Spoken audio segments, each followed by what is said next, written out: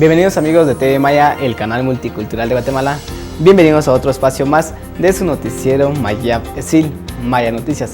Para nosotros, el equipo de TV Maya, será un gusto informarles sobre los hechos más relevantes de la vida nacional. Les compartimos nuestra página de Facebook para que nos compartan sus comentarios y sugerencias. De esta forma, iniciamos con nuestros titulares.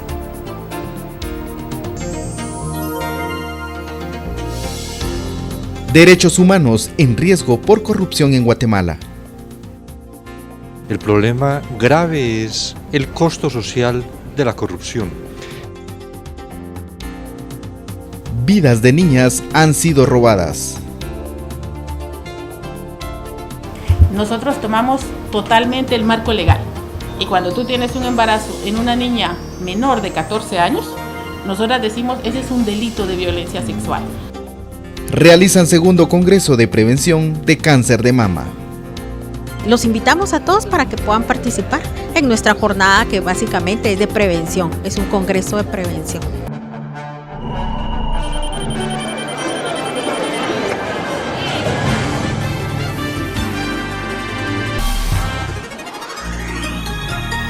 El embarazo en niñas tiene serias repercusiones que le roba los sueños a las menores de edad. Por ello, la Embajada de Noruega realizará una exposición fotográfica en donde analizará y presentará la situación actual de las féminas en el país. El embarazo en niñas entre 10 y 14 años va en aumento y tiene repercusiones en la salud integral, física, psicológica y social que pueden ocasionar la muerte. La Ley contra la Violencia Sexual, Explotación y Trata de Personas define las relaciones sexuales con una menor de 14 años como violencia sexual. El embarazo derivado es un agravante de la pena.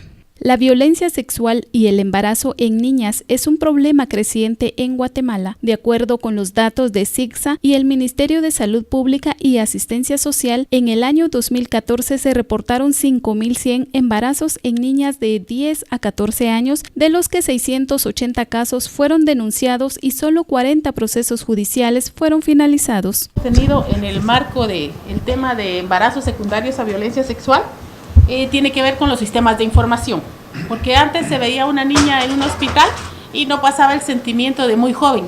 Sin embargo, ahora ya existe un proceso para que esta niña sea puesta a la denuncia y notificada a la PGN. Puedo hablarles de los embarazos entre 10 y 14 años que se han dado del 4 de enero al 25 de julio, porque nuestro sistema de información, lo que nosotras usamos es el SIGSA, que es el Sistema de Información Gerencial en Salud. Tenemos 3.722 embarazos entre 10 y 14 años. Uno de 10 años, 13 de 11, 165 de 12, 753 de 13 y 2.790 de 14. Con gusto les pasamos la tabla. Los departamentos, yo creo que Linda relataba muy bien el tema de la vulnerabilidad de las niñas, porque realmente no deciden nada, no deciden si se quieren unir a alguien, no deciden si quieren estudiar, menos si quieren utilizar algún método anticonceptivo, por ejemplo. Tenemos el departamento de Guatemala, en Villanueva está la niña que tiene 10 años y está embarazada. Tenemos el departamento del Petén, Escuintla, Huehuetenango y San Marcos. Nosotros tomamos totalmente el marco legal y cuando tú tienes un embarazo en una niña menor de 14 años, nosotras decimos ese es un delito de violencia sexual. A los 14 años una niña no compra cigarros, no bota, no compra alcohol, entonces ¿cómo es posible que ella pueda decidir tener una relación sexual y fruto de eso quedar embarazada? Para nuestra organización, todo embarazo en menor de 14 años es delito de violencia sexual. Yo creo que en la exposición Linda relata muy bien que las niñas realmente tienen una mirada de incertidumbre, de tristeza, de poco futuro. Y la realidad es que como ellas han vivido viendo violencia sexual y ven como sus hermanas y sus vecinas a los 12 o 13 años están embarazadas, para ellas eso es común, ¿verdad? Eso es el futuro y ese es el horizonte que tienen y por eso la importancia de en esta fotoexposición traer sus casos, sensibilizarnos y la parte más importante, tomar acciones. Si la educación sexual, si los programas de apertura para las niñas tiene que hacerlas el Estado, tenemos que pedirlas como sociedad civil y tenemos que dar oportunidad a estas niñas de tener un futuro distinto, un futuro basado en derechos. Muertes maternas, en el 2014 tuvimos 7 muertes maternas en niñas menores de 14 años. O sea que si nos preguntan si hay impacto del embarazo en niñas, por supuesto, pueden perder hasta la vida. Y nuestra situación como país, en el 2014 hubieron 7 muertes. Entonces significa que sí tenemos que trabajar para reducir la violencia y para reducir los embarazos en niñas. La persecución penal es importante, pero también tenemos que colocar a las niñas como niñas, porque encima socialmente cuando están embarazadas le cambiamos de estatus y se nos olvida que sigue siendo una niña y asumimos que la maternidad, como ella es madre ahora, toda su vida tiene que girar en torno a ese bebé que ella probablemente no deseó, que es secundario a violencia sexual, y socialmente asumimos que esa debe ser su razón de vida ahora. La niñez víctima de violencia sexual y embarazos tienen algo en común y es que han perdido la ilusión de la vida, se han olvidado de sus sueños y se han acomodado. Esto las hace aún más vulnerables y sufren violencia sexual, física y psicológica. La fotoperiodista sueca Linda Forsell documentó la vida de 9 niñas como madres jóvenes y el momento de dar a luz, lo que será presentado en una exposición fotográfica del 12 al 23 de agosto en el Teatro Lux. Esto con el propósito de crear conciencia en las personas. I have worked for 2 years with this project in Guatemala. He trabajado 2 años en este proyecto en Guatemala. And followed approximately 9 girls throughout their lives as young mothers, pregnant mothers, and through their deliveries. Siguiendo aproximadamente 9 niñas, la vida de 9 niñas en su vida como madre, como madres jóvenes. And through their deliveries.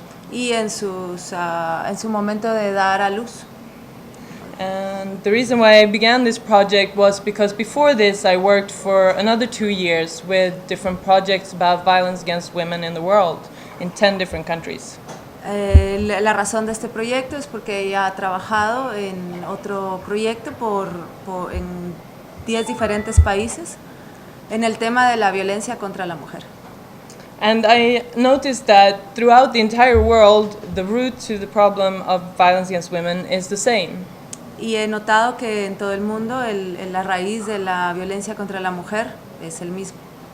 And I found that this situation that exists in Guatemala, where the victims are so young, y he encontrado que aquí en Guatemala las víctimas son muy jóvenes. This gives a good opportunity to visualize and show the depth of the problem and for all women and for these girls. Y es una buena forma de poner el problema en perspectiva. These girls are extremely young, extremely innocent, and they have no blame whatsoever in what has happened to them. Estas niñas son muy jóvenes, muy niñas y no tienen la culpa de lo que pasa en sus vidas. When you see them in photos, there is directly a discrepancy, there is something wrong with seeing a girl of that age with a baby that is her own. Cuando ven las fotos se pueden dar cuenta que no es que es algo en contra de su naturaleza de ser niñas y que hay algo mal en eso. And so I follow these girls. I've met them in different stages of their motherhood, and now finally we're making an exhibition here in Guatemala City that opens tonight. Entonces yo las he acompañado en diferentes épocas de su vida y pues finalmente hoy en la noche se abre la exposición aquí en la ciudad de Guatemala. And I am extremely grateful for the help of the Swedish Embassy and OSAR. Y estoy realmente agradecida con la Embajada de Suecia y con OSAR for being able to have this opportunity to show the lives of these girls and raise awareness on this issue that needs so much help and change. y dar la oportunidad de mostrar este problema y ver soluciones para estas niñas. And so I hope you will come and see the project in its entity. Y espero pues que todos lleguen y que vean el problema en su totalidad. El cáncer de mama no ve edades, por eso analistas en salud recomiendan hacerse exámenes regulares. El Hospital San Juan de Dios realizó el segundo Congreso de Prevención de Cáncer de Mama con pacientes y familias de los pacientes para lograr una rehabilitación. La autoexploración y las mamografías son las herramientas más útiles para encontrar bultos sospechosos en los pechos. En general, la técnica de la mamografía facilita la detección de pequeños bultos difíciles de predecir mediante la palpación de la mama. Este tipo de prueba debe repetirse anualmente en el caso de que una persona tenga antecedentes familiares de cáncer de mama. Uno de los objetivos de estar realizando hoy el Congreso de Cáncer de Mama, en realidad es el segundo congreso que el Hospital General San Juan de Dios realiza, es para dar a conocer a toda la población guatemalteca sobre el tema del cáncer de mama, ¿verdad?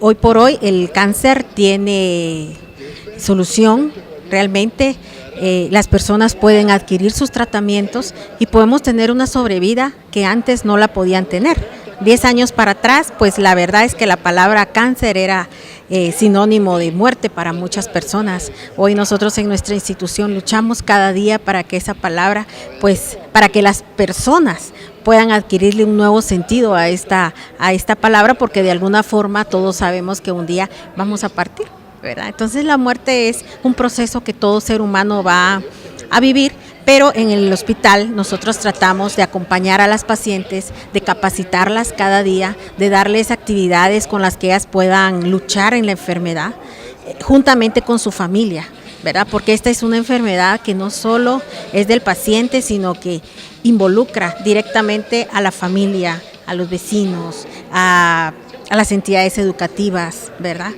Es un tema en general que todo mundo debe saber, debe conocer, debe manejar.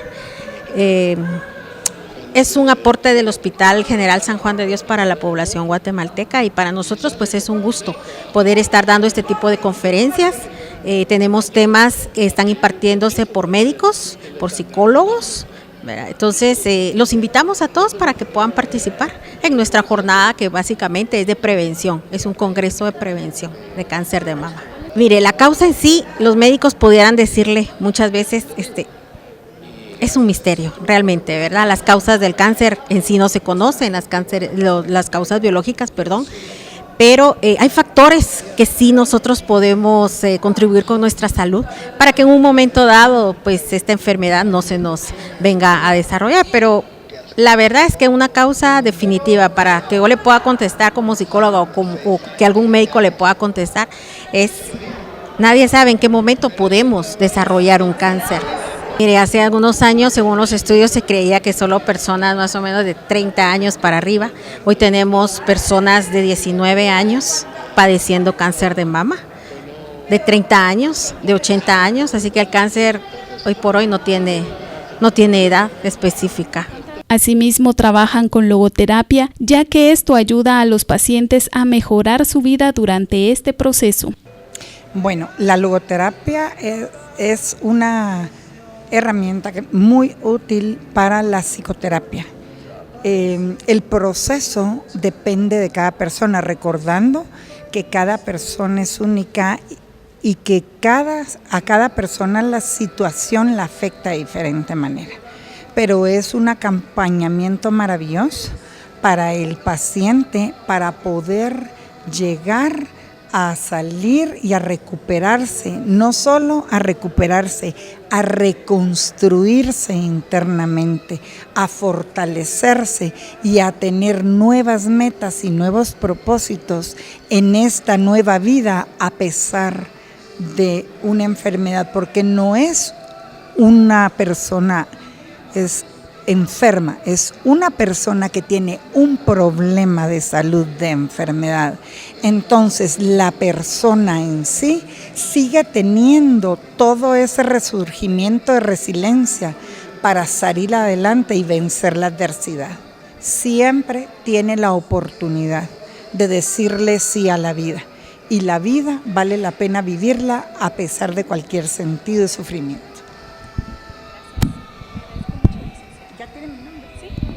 Las personas que son diagnosticadas con cáncer de mama logran superar esta etapa a través de los tratamientos y charlas que reciben.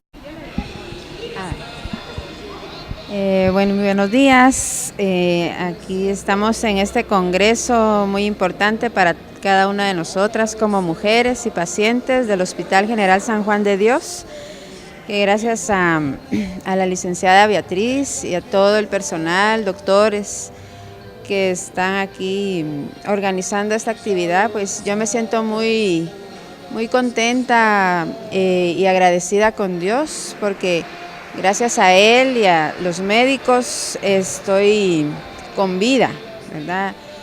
Yo hace 3 años me dieron la mala noticia de padecer cáncer de mama, pero la verdad que sí fue un momento muy difícil, fue una etapa muy difícil en mi vida, que fui superándola con el apoyo de mi familia, aquí de la ayuda de los doctores, del hospital, ¿verdad? Y con la ayuda de Dios, pues me hicieron todo el tratamiento que conlleva, se lleva, ¿verdad? Para poder salir adelante de esta enfermedad. El cáncer se cura si uno lo detecta a tiempo y si uno está consciente, y tiene uno que estar muy positivo en que uno va a sanar, ¿verdad? Y porque eso es lo más importante, tener nuestra autoestima con altos, siempre positivo, porque sabemos que ahora la medicina está muy avanzada y pues es Dios quien pone todos los medios, ¿verdad? Y aquí estamos luchando y seguimos luchando. En el marco del Día Internacional de los Pueblos Indígenas, que se celebra el 9 de agosto de cada año, la Academia de Lenguas Mayas de Guatemala realizó diversas actividades, esto con el fin de fomentar la diversidad cultural de nuestro país. En el marco del Día Internacional de los Pueblos Indígenas, que se conmemora a nivel mundial el 9 de agosto de cada año, la Academia de Lenguas Mayas de Guatemala realizó diversas actividades con el fin de promover la diversidad cultural y respetar los derechos generales y particulares de los pueblos indígenas.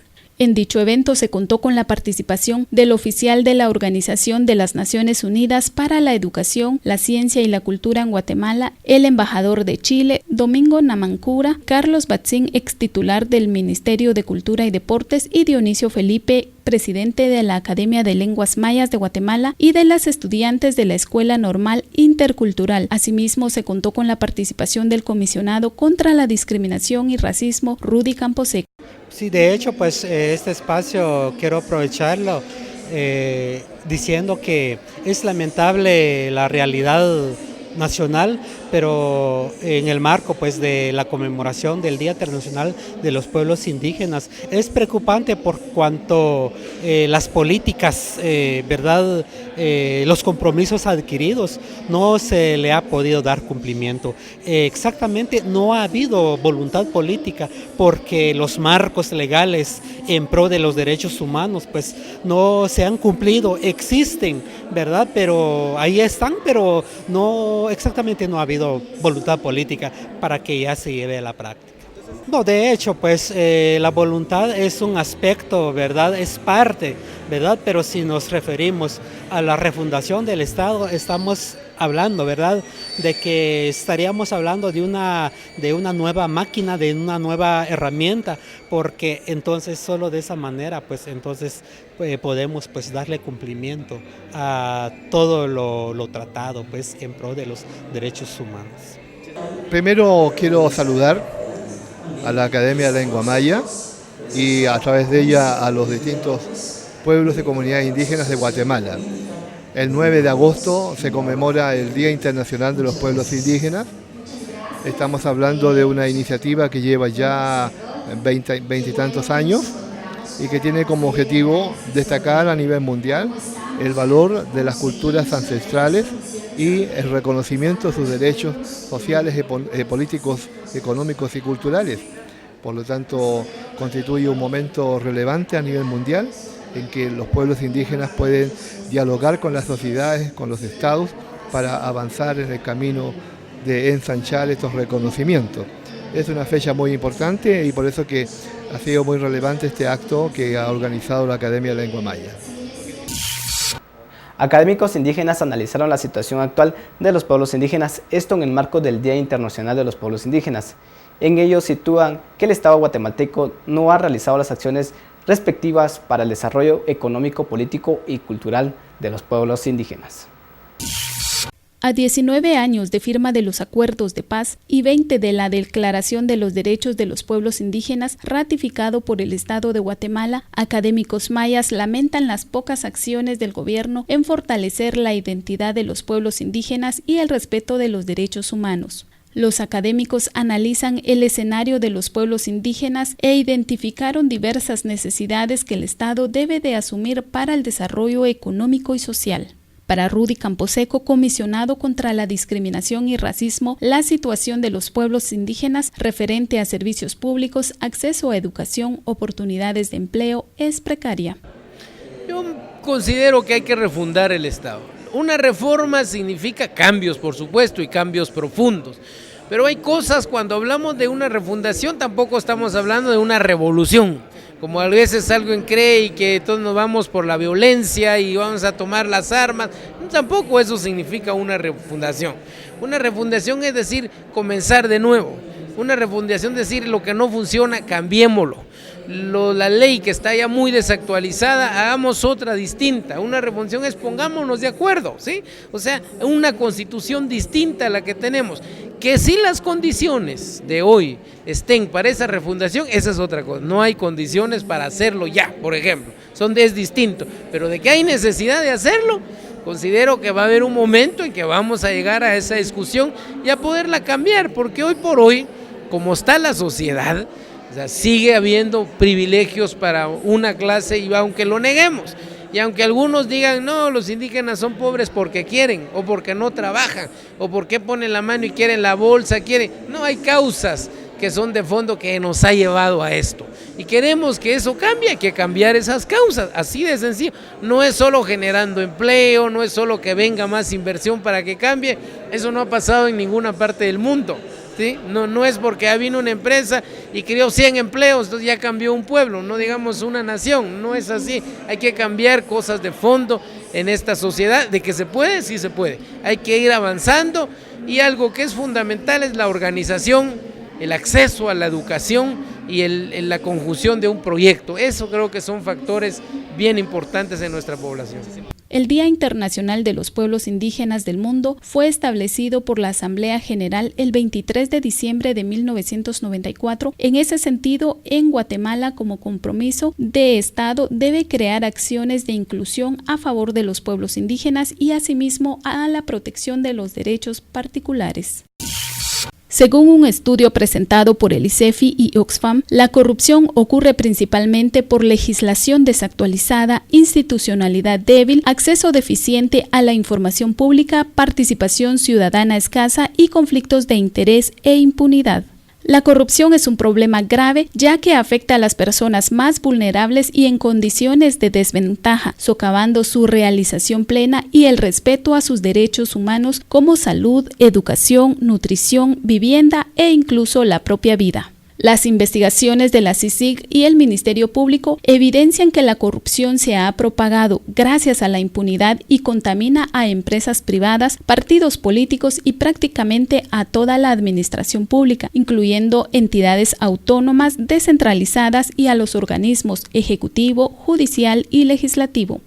En el año 2015, los escándalos de corrupción han sido descubiertos, muchos liderados por funcionarios de alto nivel o electos por voto popular, como casos como la línea Ixpisa, bufetes de la impunidad, entre otros. Estos casos propician una nueva práctica ciudadana sobre su rol fiscalizador y abre esperanza para que en Guatemala se lleguen a consolidar procesos robustos de autoría ciudadana que incidan en el fortalecimiento de los organismos del Estado.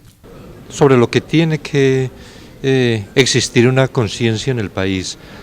La corrupción no es un fenómeno aislado de la sociedad, no es un fenómeno que afecte al Estado, por lo menos no que solo afecte al Estado.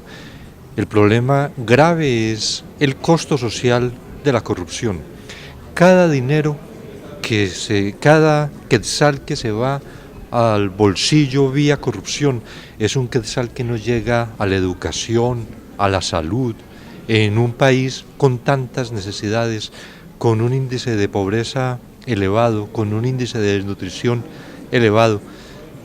Por eso creo que es muy importante reflexionar sobre ese costo de la corrupción y en esa medida entender la sociedad, que el corrupto está actuando es directamente contra esa misma sociedad, es contra la población, es una conducta que afecta la dignidad de las personas.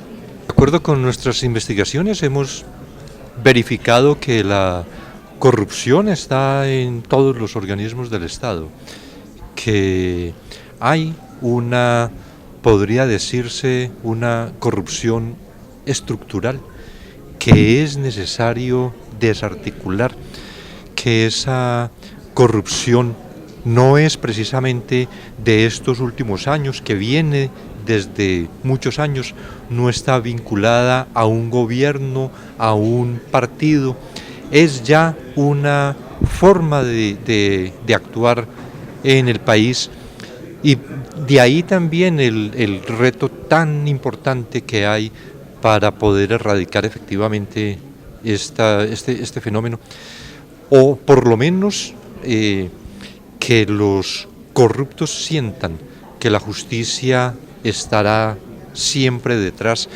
pero principalmente que habrá una sociedad vigilante, una comunidad que tiene que proteger sus pocos recursos y los tiene que proteger precisamente vigilando la adecuada destinación de esos recursos. Naturalmente, la lucha contra la corrupción debe estar en el centro de la actividad del Estado y también en el centro de la actividad de la sociedad.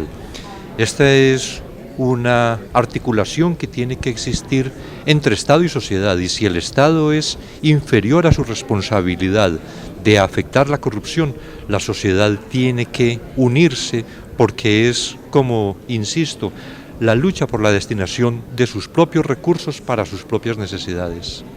Realmente, la corrupción es un cáncer que pone en riesgo toda la sociedad, todas las relaciones sociales, las posibilidades de subsistencia digna, y en la medida en que menos recursos llegan para atender las necesidades básicas de la población, pues la población tiene que buscar formas de subsistencia, y entre esas la migración precisamente, y que hay organizaciones criminales que igualmente se aprovechan de circunstancias de esa naturaleza para hacer todas estas otras actividades delictivas de trata de personas.